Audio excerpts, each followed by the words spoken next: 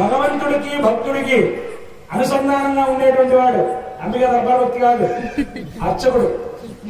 అటువంటి అర్చకుడు ఎవరైతే ఉన్నాడో ఆ అర్చక స్వామికి ఇది అయ్యా మా అమ్మని చూడండి.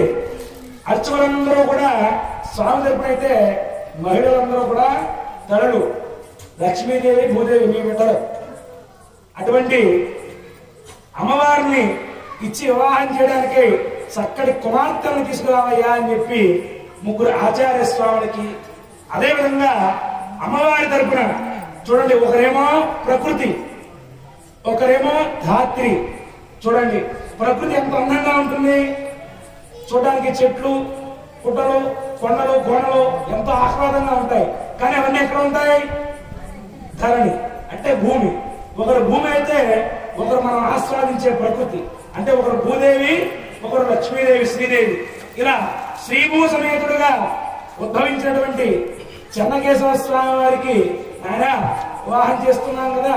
మరి మా అమ్మాయిలు ఉన్నారు, ఇద్దరు అమ్మాయిలు, చక్కగా పెళ్లి కుమారుడు ఎవరైనా ఉంటే చూసి తీసుకుంటాయా అని చెప్పి మరొక ముగ్గురు అయ్యగారులకి అర్చక స్వామికి కన్యావరుణగా ఇచ్చి తాంబూలాలను మంత్రి గారు తాంబూలం పెట్టాలేమో, దక్షిణ పెట్టాలేమో, దక్షిణ గారిని తాంబూలం అడుగుతారనుకోవచ్చు. కాదు, అమ్మాయి యొక్క తరపున ముగ్గురికి, అయ్యవారి తరపున ముగ్గురికి ఆచార్య స్వాములకి ఈ తాంబూలాన్ని ఇచ్చి ఒకరేమో అమ్మాయిని చూడమని, మరొక ముగ్గురునేమో అమ్మాయిలకి వరుణ్ణి చూడమని ఈ యొక్క తాంబూలాలు ఇవ్వడం జరుగుతుంది. ఇదంతా కూడా మనం తెలిసి తెలియక చేస్తూ ఉంటాం.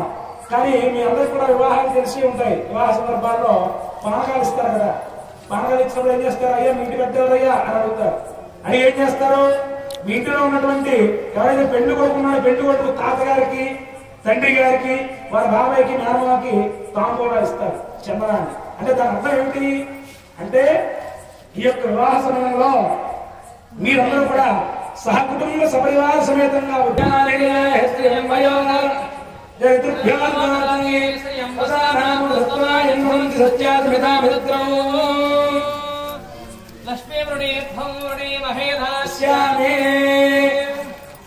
లక్ష్మీర్థం హరిం వృణీర్థం. లక్ష్మీర్థం అంటే అమ్మవారి తరపున, హరిని అంటే పెళ్లి కుమారుడు తీసుకోవాలి ఆయనకి, హరి అర్థం లక్ష్మీ వృణీర్థం అని చెప్పి ఈ అయ్యవారికి ఇచ్చి ఉన్నాం. మరొక ముగ్గురికి అయ్యాలా హరి అర్థం లక్ష్మీ వృణీర్థం, హరి అర్థం మహేం వృణీర్థం,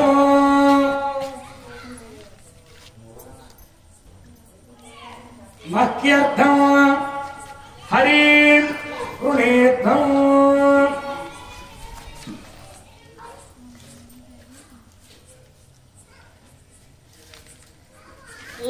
లక్ష్మీర్థం హరిం వృణీర్థం.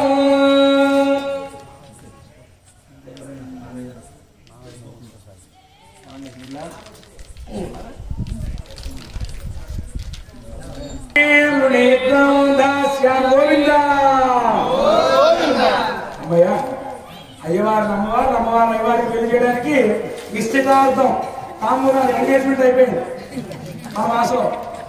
స్వామివారికి ఇప్పుడు వైభవపేతంగా ఆయన వరుడుగా నిన్ను అర్చన ఆరాధన చేస్తున్నాను అని చెప్పి స్వామివారికి చేతులు జోడించి నమస్కరిస్తూ పాద ప్రక్షాళన కార్యక్రమాన్ని స్వామివారి యొక్క అర్చక స్వాములు ముందుగా పాద ప్రక్షాళన చేస్తారు. ఇక్కడ పాద ప్రక్షాళన జరుగుతుంటుంది. మనం రెండు విషయాలు తెలుసుకున్నాం. ఈ పాద ప్రక్షాళన అనేటువంటిది విష్ణుమూర్తికి ప్రప్రభంగా కలిగినటువంటి వ్యక్తి ఎవరయ్యా అంటే బ్రహ్మదేవుడు. ఎందుకని బ్రహ్మదేవుడు అడిగాడో ఒక 2 నిమిషాలు చెప్తాను.